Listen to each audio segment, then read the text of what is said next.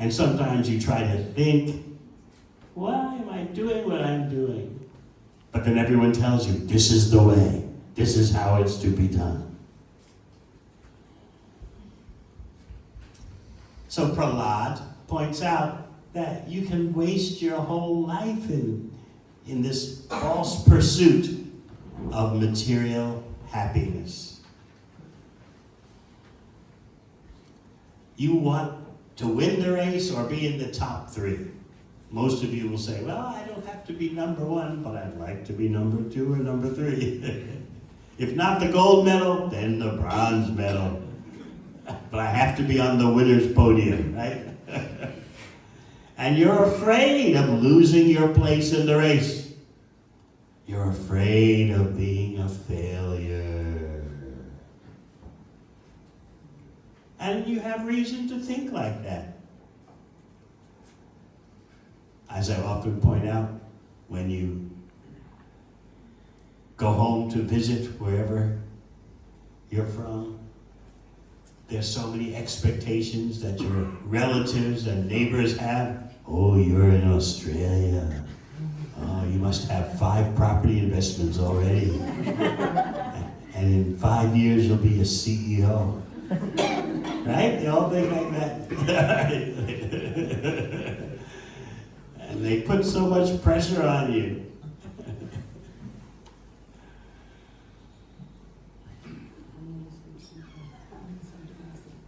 The worst thing that can happen, and I was speaking about this in the UK last week, the worst thing that can happen as you're running the race is that you trip and fall.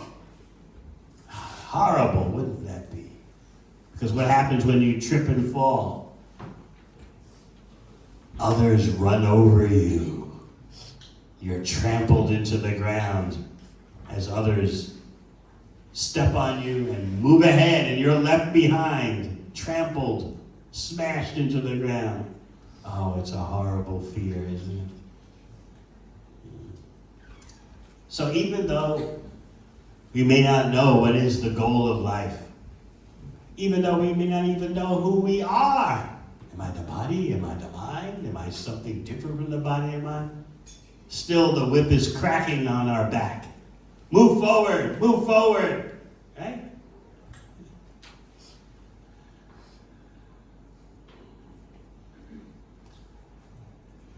I don't know if this is so with you. When I was speaking in London, 90% of the audience said yes, they have done this. Let me ask you, how many of you, when you were little, played the game of musical chairs? Raise your hand. Oh. Maybe it was at a birthday party for a little friend or something. And do you remember how you felt when the music stopped and you didn't have a chair? Oh. Horrible, right? And what did you do? You tried to squeeze onto the chair of another kid, right? Because you can't be left without a chair. So my point, and Prahlad's point, is that you carry that same paranoia, that same fear, even up until now. There's a fear of being left behind. There's a fear of missing out. There's a fear of not achieving, even though, what is the point of all the achievement? Now you might say, listen, Swami, we appreciate what you're saying. Dandavat pranam. But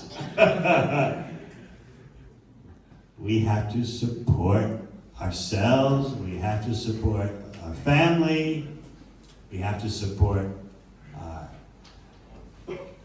relatives. Life is very expensive. But bhakti is not against you are maintaining yourself or maintaining a family. The knowledge that Lord Krishna gives is pointing out what's the central focus of your family? What's the central focus of your life? Is it just to make money? What a waste of the human potential. So yes, you work. Yes, you have a family, but your core purpose is different.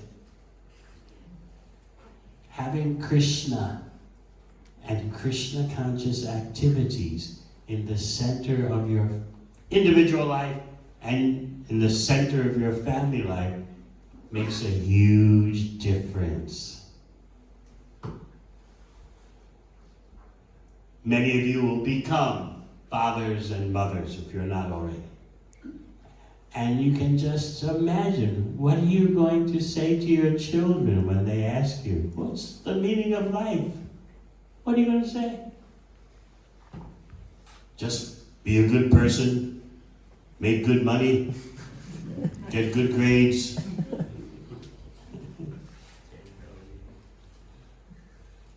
If the parents lack the science of self-realization,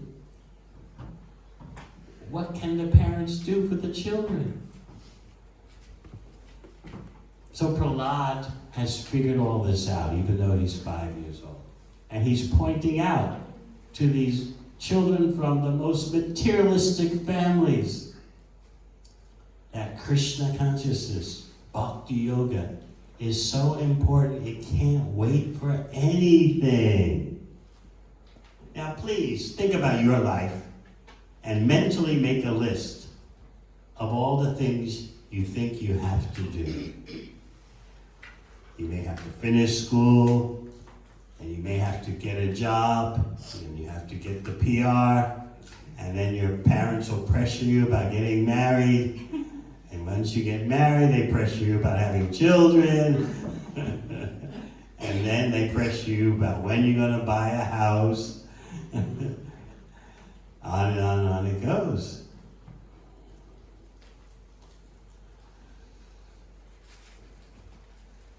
There has to be something more than that.